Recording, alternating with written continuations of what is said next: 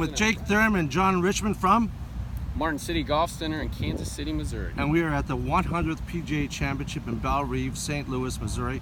Jake, a lot of guys talking about, we hear Dr. Sashel McKenzie talking about when the lead arm is parallel to the ground. He likes to refer to when the shaft is vertical. Shaft vertical, yeah. I prefer to refer to when the lead arm is parallel to the ground on the way down. And some guys call it P5. P5. Either one, max pressure down on the lead side at that point. Let's talk about the braking mechanisms and how the toes and heels are related and how they relate to pressure mapping. Okay, so we know through doing this for as long as we have that the toes of the brakes and the heels are accelerators. So if John goes up to the top of his swing and he just sequences for me down, okay, so right at about this point, that should be the maximum amount of vertical pressure moving to the lead side at that point. After that, it will dissipate because he will go into more rotary motion. So when you guys are using the V chart, you know the chart that you guys aren't using? Yeah, I use it. Yeah. But I use it. Yeah. I study it like a hawk. Yeah. So after he peaks, which is the amount of lateral pressure to the lead side, which is what John's doing right there, then he'll rotate for me. There's that later tilt that we were talking about right there. Looks a little like a hockey player, doesn't it? It does. So on that V chart, after that peak, it'll go back down to the baseline because in theory, he should be in pure rotary motion. If he is in lateral motion, again, so double peaks, to some extent, the bottom of the swing and the ability to control the club path and the club face could be compromised.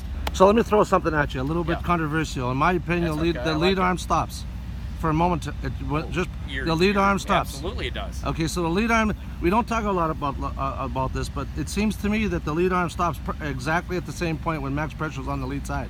Well, how else are you going to get the speed in the club head, which is all that matters? So we've been beat down with this idea of the kinematic sequence, and that's the way to power. I'm going to let a little cat out of the bag here, and most of the instructors out there already know, but the amateurs don't. Nothing has ruined more golf swings than the kinematic sequence outside of booze and cigarettes. Okay. What about women? The kinematic sequence, probably less than 30% of the PGA Tour players that I've measured actually do it. Here's the key takeaway: probably acceleration, deceleration of the pelvis. So that would be in large part due to the braking mechanism down that found into the ground. Probably that should happen first. But what definitely should happen last is the speed in the club head. And how else are you going to get speed in the club head unless you decelerate the lead arm? So acceleration, deceleration, and by happenstance, maybe not so much, but we've got this SwingBalance bar here. And you've got a great drill for the acceleration, deceleration. Yeah, I call it the chop, so you're not going to be a chop.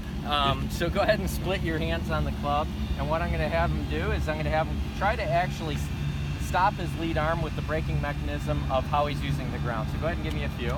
And what I encourage people to do is try to get the top of the stick to go ahead of their hands. There we go. So that right there is getting the speed transferred to the club head, which is all that matters. So the kinematic sequence is just this. It's just a rotational sequence. As long as the last thing to peak is the club head, that we're getting the speed transferred to the club head. Honestly, I'm not saying that graph is obsolete. I'm saying hang on to that graph because they are giving your thumbprint of how they best move rotationally and at what point, especially when they play well. Acceleration, deceleration training, definitely a must-do for just about any golfer, really. Absolutely. Jake Thurm, John Richman, Terry Hashimoto at the Belle Reve 100 PGA Championship out.